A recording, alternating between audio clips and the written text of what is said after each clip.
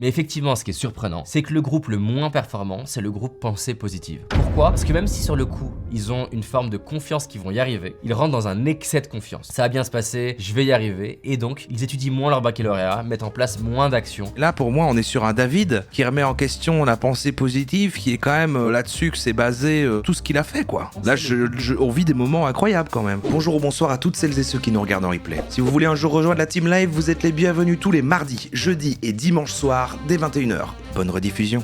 Parce que mon stoïcisme et esprit d'entreprise, c'est assez antinomique. Et bien justement, vous allez m'aider un peu à comprendre, parce que moi, c'est vrai que je suis pas un pro de la philo. Je ne sais même pas vraiment ce que c'est les fondements du stoïcisme. Alors, il y a le Wikipédia pour ça, mais je pense que le mieux, c'est directement, parce que eux vont l'expliquer directement. Après, on ira comparer, et même vous allez, j'imagine, commencer à faire il dit n'importe quoi, il a rien compris, c'est pas ça du tout. Moi, ce que j'en comprends, et mon a priori, c'est le côté être stoïque, avoir un contrôle sur ses émotions. Et pourquoi avoir un contrôle sur ses émotions, ça se connecte avec les délires d'entrepreneur, parce que pour entreprendre et réussir son business, c'est si tu te bats et que tu sacrifies toute une période de ta vie et que tu parles plus à des amis machin, tu sais, ce délire hustle culture et tout, et que si tu fais que bosser et tout sur ton truc, un moment ça va payer, et du coup pour ça il faut se détacher émotionnellement du résultat et devenir une machine à bosser, et c'est comme ça qu'à un moment tu vas atteindre le succès et que ton business va te rendre riche. Et pour ça, du coup, il faut se détacher des émotions humaines et être stoïque. J'ai l'impression que c'est ce délire-là, quoi. Je comprends rien, au secours. Non mais t'inquiète, rien compris à ce que tu as dit. Ah merde. On va les laisser parler et ensuite je vais redire ce que j'ai dit si en fait c'était bien ce que j'avais pensé, ou ne pas le redire si je m'étais complètement trompé. Mais en gros, c'est mon explication. Pourquoi? Parce que j'arrête pas de voir, c'est apparu comme ça petit à petit. Là on a David Laroche, j'en ai une également de Yomi Denzel, et tous parlent de ça en fait. Donc il y a un délire avec des stoïques, des philosophes stoïques, etc., avec tous ces coachs en ligne. Ça a l'air d'être leur délire. On commence quand même par le King, on commence quand même par notre David. Vidéo sortie il y a un mois, tout simplement. 3 leçons des stoïques qui vont immédiatement changer ta vie. Clairement, on vit tous des galères. Tu te disputes avec ton mari. Les stoïciens plutôt. Ah, j'ai été influencé parce qu'il dit les 3 règles stoïques, bah il vient de dire stoïque. Et il te casse la jambe, tu perds quelqu'un de proche, tes enfants sont malades, tu perds ton boulot. Bref, la vie elle est faite de galères. Et notre manière d'y réagir détermine la qualité de notre vie. Qu'est-ce que le stoïcisme? C'est une philosophie qui a prospéré pendant plus de 480 ans dans la Grèce antique et la Rome antique, qui a été populaire auprès de différentes populations. Ça allait des esclaves à l'aristocratie, aux empereurs, aux entrepreneurs de l'époque, aux soldats. Parmi les stoïques célèbres, on retrouve Sénèque, qui est mon stoïcien favori. C'est un genre d'Elon Musk de l'époque.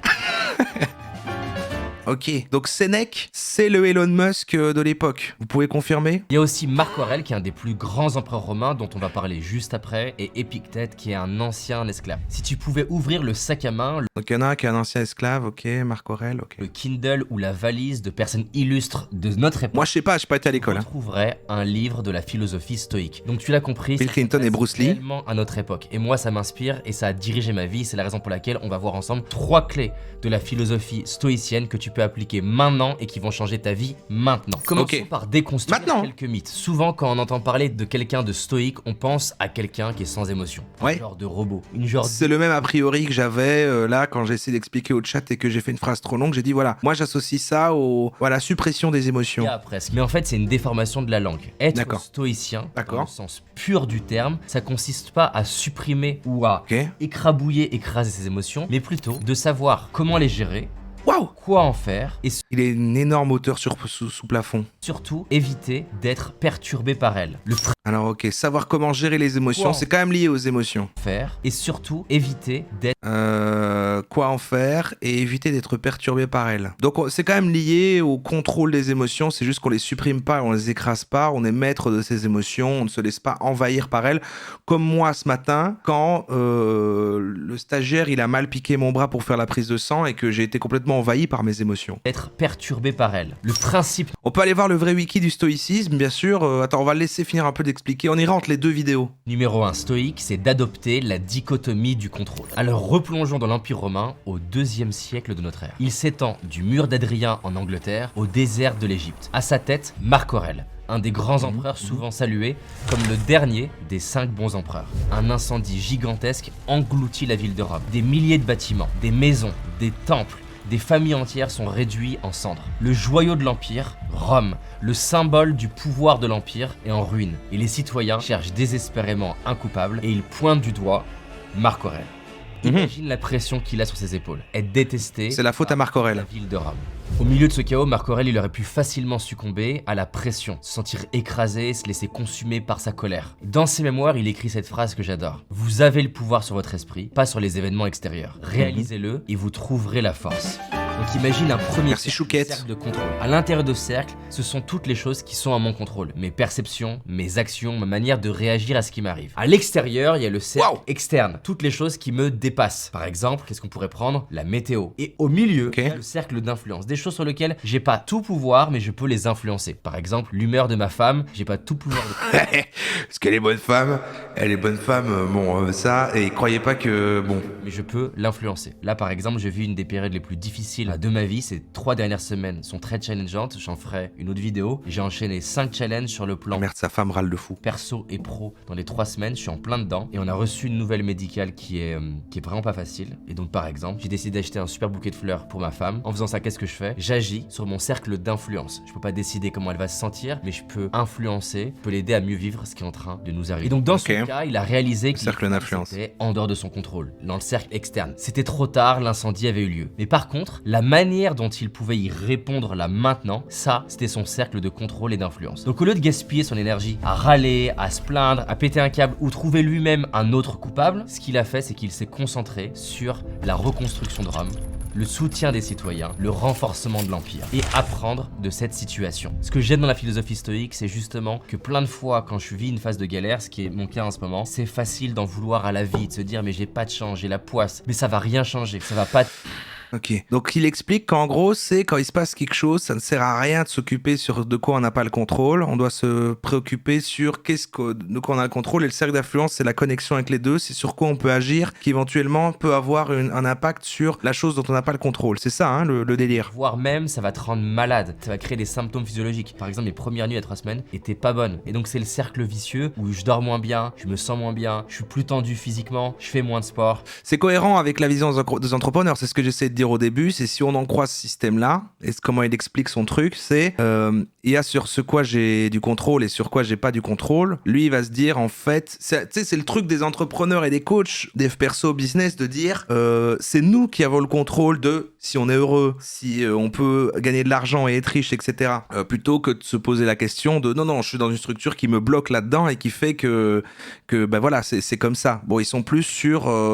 Et donc, c'est peut-être pour ça que ça rejoint. On va voir, hein, on est qu'à 4 minutes, mais j'ai l'impression que c'est ça le délire. Il va dire, mon cercle d'influence, il s'étend à toutes les actions que je peux mettre en place pour changer ce qu'il y a autour de moi et donc être riche, être plus heureux, ou je sais pas quoi. En fait, c'est ça qui va créer d'autres problèmes. Arrête de perdre du temps à râler, à être frustré. Voilà. 99% des choses... Arrêtez de détester Macron et entreprenez un petit peu, s'il vous plaît. On consacre du temps dans nos pensées, dans nos paroles et dans nos actions n'ont pas d'importance.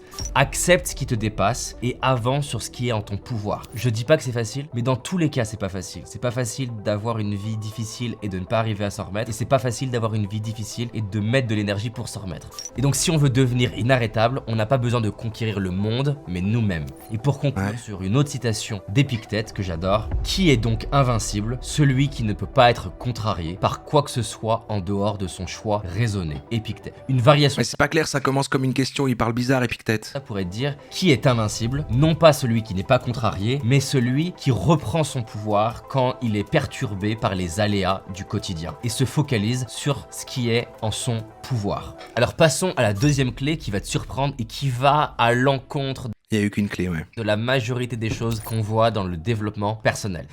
Il a dit le mot. Et en fait, les études scientifiques et entre autres les stoïques montrent l'importance de... Ça n'a ni queue ni Épictète.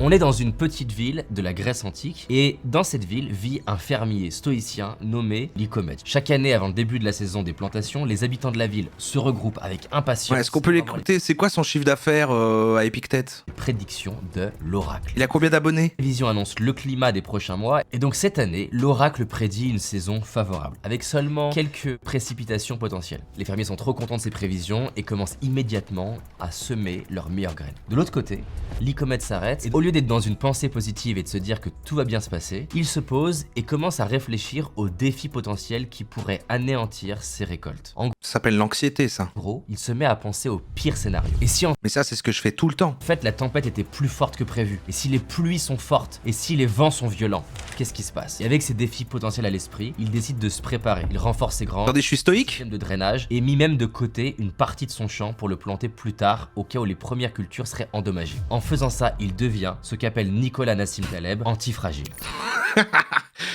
Attendez, alors, donc en fait, à chaque fois que je suis anxieux, que j'imagine tout le temps le pire, en fait, je suis antifragile. Antifragile, c'est la capacité non pas simplement à résister au choc, mais à être renforcé par eux. Comme dit Ah ouais, non, c'est pas exactement ça. d'ailleurs Nicolas Nassim Taleb, on a ce qu'on appelle des black swans, des événements catastrophiques, souvent, qui sont imprévisibles. C'est pas parce que les derniers tsunamis ont fait tel dégât qu'on peut pas avoir un tsunami qui fait C'est vrai qu'être antifragile, ça sonne pas très woke. Hein. problème dans les sécurités des gouvernements, c'est qu'on a tendance à se protéger par rapport à l'ancien pire. Mais l'ancien pire ne nous protège pas d'un pire plus grave. Le problème de la pensée positive où on essaye de... Attends, David, attends. On a se protéger de l'ancien pire, mais l'ancien pire ne nous protège pas d'un pire plus grave. Oui, parce on connaît les choses qui peuvent arriver comme ça, de ça va pas, on se prépare à ça, mais il peut avoir encore pire et on n'est pas préparé à ça. Et donc, ce qui va arriver au point de, on peut pas se tracasser à l'infini de choses qui peuvent se passer. Il vaut mieux agir, parce qu'il va pas aller quand même sur, il faut prévoir toutes les éventualités du pire et les colmater. Ça m'a pas l'air ça à la fin de son discours. Se persuader que les choses vont bien se passer, que les dieux vont être de notre côté d'une manière où ils vont nous donner que des choses confortables et agréables, qui souvent sont à l'encontre des lois universelles ou simplement des statistiques. Le problème, c'est qu'on n'est pas prêt au pire. C'est la raison pour laquelle j'aime souvent dire qu'un excès d'optimisme crée des tragédies. La pensée positive crée des tragédies pour la plupart des gens. Soit Attends, mais comment il va retomber sur ses pattes? C'est tout son délire, la pensée positive. C'est David, c'est tout ton truc. parce qu'on n'a pas anticipé le problème et lorsqu'il arrive, on n'y est pas préparé réellement et pas préparé psychologiquement, on a l'impression que la vie est dure. Soit t'es pas bien parce qu'il y a un écart entre les deux. J'avais une interview avec Génération Do It Yourself et Mathieu Stéphanie m'appelle au téléphone et me dit voilà, je vais te poser des questions casse-couilles. Et je me dis bah merde, qu'est-ce qui va se passer? Si j'étais en mode pensée positive, je fermerais les yeux et je visualiserais que tout va bien se passer et que je vais être performant et je vais y arriver. Non. Je risque d'arriver et perdre mes moyens avec des questions qui sont difficiles. C'est étonnant qu'ils disent ça. C'est pas du tout pour moi la philosophie de David. JV Cash, hein, c'est un pimpin en fait. Il est sympa, il parle bien, il fait des TED Talks, etc. C'est bien. Il parle probablement mieux que moi. En fait, moi, neurosciences, Est-ce qu'il a changé? C'est machin, etc. David Laroche, il est sympa, mais en fait, connaît Walou, tu vois. C'est une super question et il y Wow. a plein de réponses à ça. Déjà, quel est le... Parle pas de notre David comme ça. Je me suis posé et j'ai appliqué cette stratégie qu'on pourrait appeler la visualisation négative. C'est-à-dire que je me suis posé. Attends, mais pour moi, ce qu'il est en train de nous dire de faire, c'est comment on est de base, et lui, il vendait le fait d'arrêter d'être comme ça, mais là, en gros, la visualisation, il arrête pas de trouver des mots sur juste être anxieux, quoi. Et j'ai imaginé toutes les questions merdiques que pourrait me poser Mathieu, et en face desquelles m'imaginer en train d'y répondre, jusqu'à temps que les yeux fermés, en train de m'imaginer dans le podcast avec lui, qui me pose des questions difficiles. Non seulement je sais quoi répondre, je sais comment y répondre, mais surtout ça ne me fait aucune émotion. Et c'est un paradoxe. C'est la raison d'ailleurs pour laquelle j'ai appelé ma boîte Paradoxe, c'est que en faisant cet exercice de Waouh, comment il retombe sur ses pattes. On est en train de se dire, mais c'est pas logique, c'est un paradoxe. Et là, il retombe et il fait ma boîte s'appelle Paradoxe. Et c'est vrai, il y a le logo Paradoxe là en dessous. Putain, depuis le début, en fait, il savait qu'on était...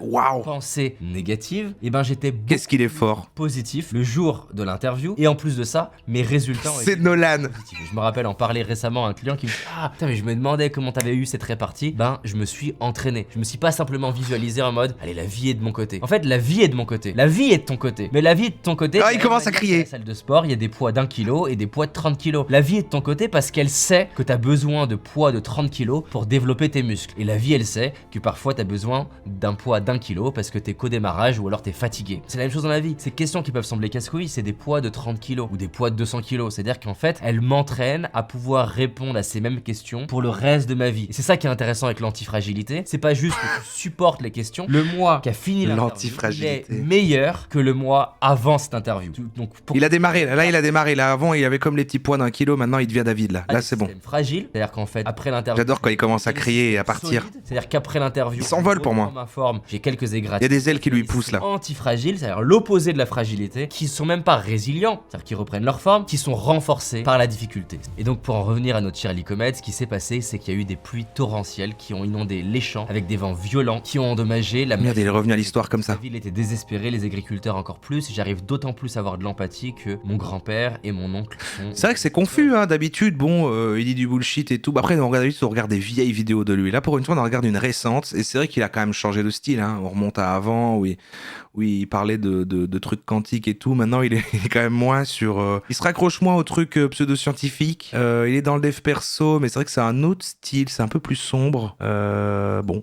Je me souviens de cette tempête qui avait eu lieu en France qui a Et il grandit, hein. ralenti la majorité des récoltes. Mais dans le cas de la ferme de Lycomède, eh ben elle résiste. Ces granges renforcées ont permis de protéger des récoltes qui étaient entreposées, les systèmes de drainage ont pu protéger les champs des inondations, et les cultures qu'il avait choisies qui résistaient mieux à l'eau ont naturellement mieux résisté. Et en fait, ça c'est hyper intéressant. Ce qui se passe, c'est que la plupart des gens, et c'était mon cas à l'époque, je jouais avec la pensée positive comme quelqu'un à qui tu donnerais un pistolet en mode roulette russe, il y a 5 emplacements vides. Il remet en question quand même... il remet en question ce qui est pour moi David, en fait. C'est fou. Oui. Merci Torp 500 pour les 8 mois. Et une balle qui se dit allez, j'y crois, je suis positif, ça va bien se passer. Là t'es en train de jouer avec ta vie. Et moi je n'aime pas jouer à un jeu où si ça foire je meurs. Alors tu vas me dire non mais David, moi j'y crois à la pensée positive. Et t'as raison d'y David, croire. j'ai acheté des dizaines de formations où tu m'expliquais la pensée positive.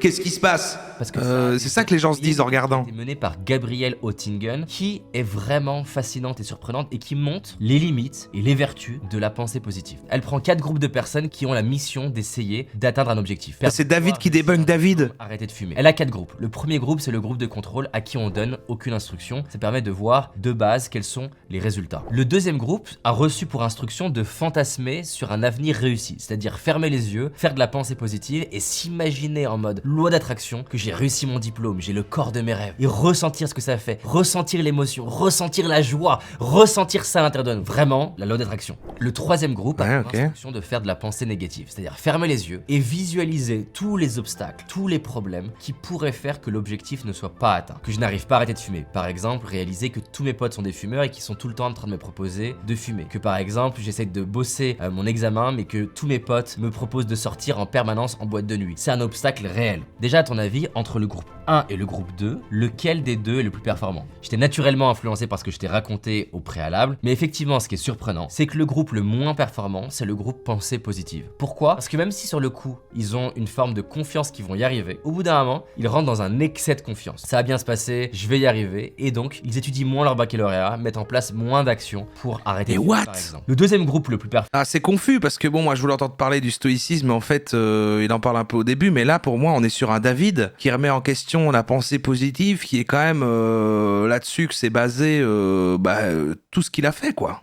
Là, on vit des moments incroyables quand même. Contrôle, à qui on n'a donné aucune instruction, qui surperforme par rapport au groupe pensée positive. Et le troisième groupe, c'est le groupe pensée négative, ceux qui essayent d'anticiper les obstacles. Mais il y a un quatrième groupe qui va surperformer par rapport aux 3 précédents. Ça va donner naissance à une technique qui s'appelle le mental contrasting, le contraste mental. C'est-à-dire que cette fois, on va faire de la pensée positive, la personne va fermer les yeux, encore ce grand plafond, ses rêves, sentir comment elle se sent, le ressentir. Une fois qu'elle y est, elle va maintenant visualiser tous les... Ah, mais oui, mais voilà. Il va quand même récupérer ça en disant la pensée positive seule ne suffit pas. Ça doit être une base. Et ensuite, il faut pouvoir rajouter, mais quelles sont toutes les choses que, voilà...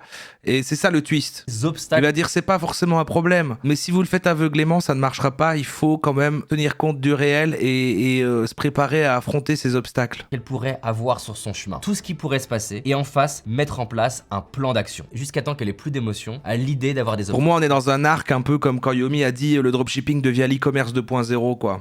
Pour moi, c'est ça. Mon exemple de podcast, je ferme les yeux, je m'imagine que je vais être bon, que je vais être performant, que je vais avoir accès à mes ressources. Ensuite, toutes les questions pourries et tout ce qui pourrait faire que je perds mes moyens. Je vois les solutions en face et je les visualise et je les répète comme un sportif de haut niveau jusqu'à ne pas avoir d'émotion. Le groupe qui utilise la technique de contraste mental a largement surperformé par rapport aux 3 précédents groupes. Est-ce que c'est pas fascinant, sincèrement? Je suis pas sûr, David. Bon, restons dans le stoïcisme quand même, parce qu'à la base, qu'est-ce que c'était? Le stoïcisme est une école de philosophie hellénistique fondée par Zénon de Kition à la fin du IVe siècle. Le stoïcisme est une philosophie de l'éthique personnelle influencée par son système de logique et ses vues sur le monde naturel. Ça va être compliqué là. Bon, c'est encore moins clair que ce que dit notre ami David. Il prône l'acceptation sereine du destin et la maîtrise de soi, en s'efforçant de vivre en accord avec la nature et en se détachant des émotions perturbatrices.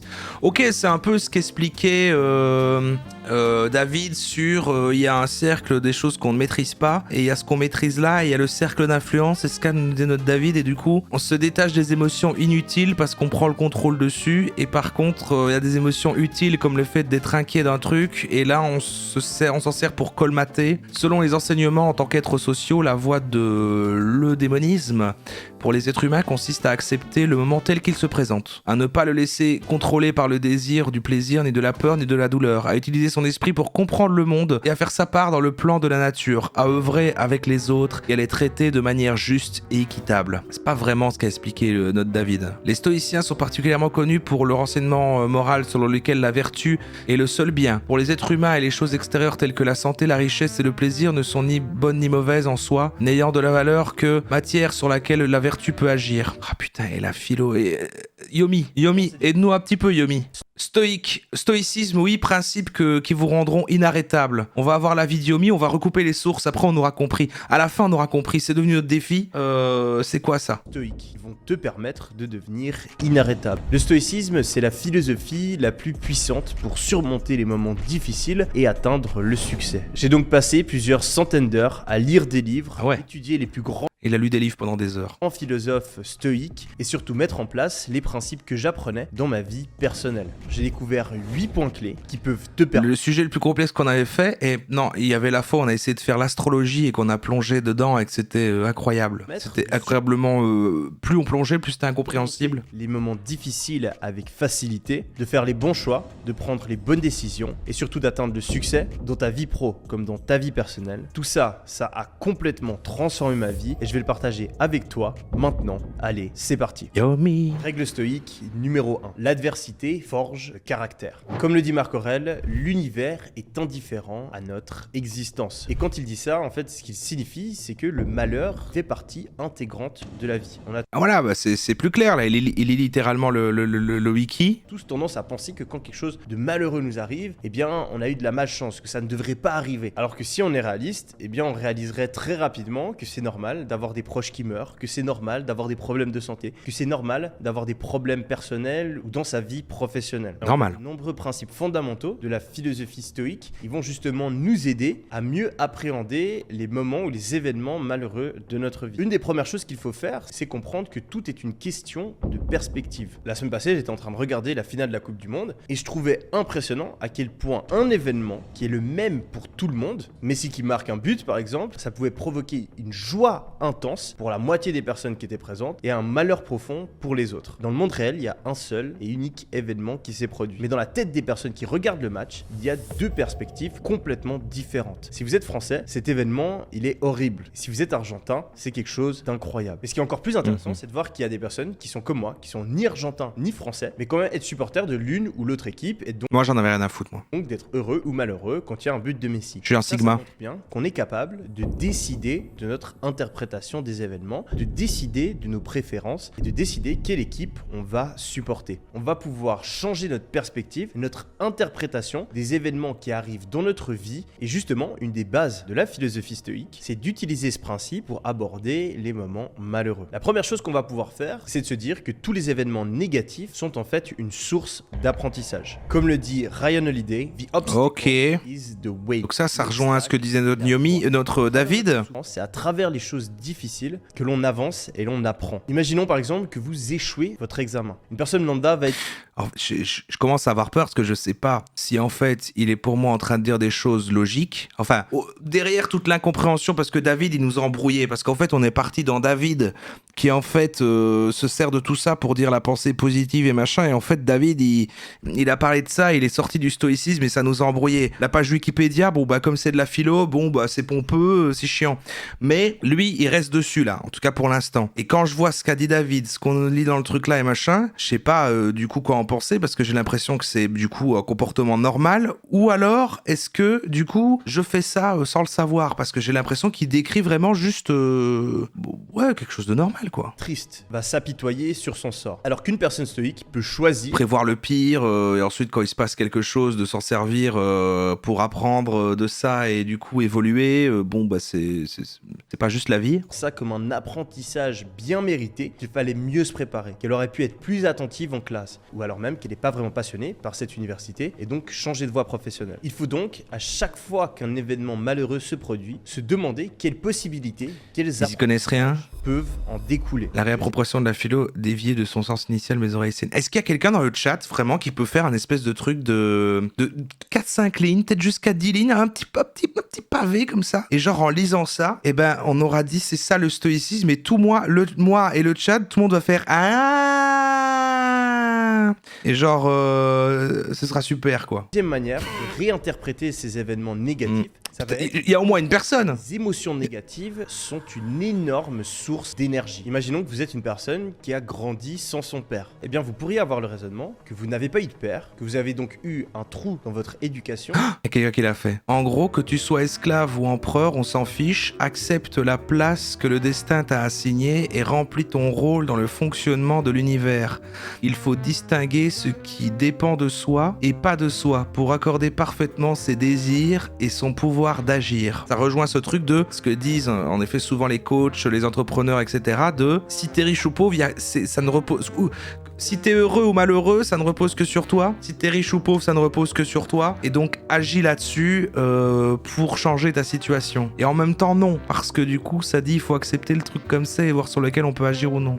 C'est une philosophie antique qui enseigne la vertu. La sagesse et le contrôle de soi comme moyen d'atteindre la tranquillité d'esprit et le bonheur. Ok, donc pas se laisser envahir par les émotions, on entend avec ça. En acceptant les choses qu'on ne peut changer en se concentrant sur celles qu'on peut. Les choses qu'on peut changer en se concentrant sur celles qu'on peut et on change et on fait rien sur celles qu'on peut pas changer. Mais si on va par là, ce qui va être possible à changer ou non, c'est pas objectif. C'est justement des gens vont déterminer ça, je peux avoir un effet dessus ou non. Par exemple, des entrepreneurs, etc. Vont dire je ne peux pas avoir d'effet sur comment le monde fonctionne, etc.